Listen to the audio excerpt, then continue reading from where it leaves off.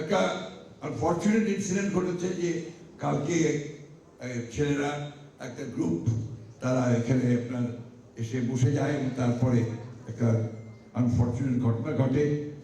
Police এবং ছাত্রদের মধ্যে একটা আপনার বলা যেতে পারে যে একটা ভায়োলেন্সের ঘটনা ঘটেছে। এই সময়ে এই ধরনের ঘটনাগুলো খুব গণতন্ত্রকে সাহায্য করবে না। আমার মনে হয় যে সকলের অত্যন্ত দায়িত্বশীল ভূমিকা পালন করা উচিত। একটা ইন্টারিম গভর্নমেন্ট, এই গভর্নমেন্ট এখন পর্যন্ত যতগুলো কাজ করছে তারা ভালো কাজ করার চেষ্টা করেছে। আমরা যে যতই বলি 1 বছরের মধ্যে সমস্ত জঞ্জালগুলো শেষ করে ফেলা সম্ভব নয়। আওয়ামী লীগ যে 15 বছরে যে গার্বেজ তৈরি করে গেছে, জঞ্জাল সৃষ্টি করে গেছে, সবকিছু ধ্বংস করে দিয়েছে, সেগুলোকে 1 বছরের মধ্যে সব ঠিক করে ফেলা এটা কারোর পক্ষেই সম্ভব নয়।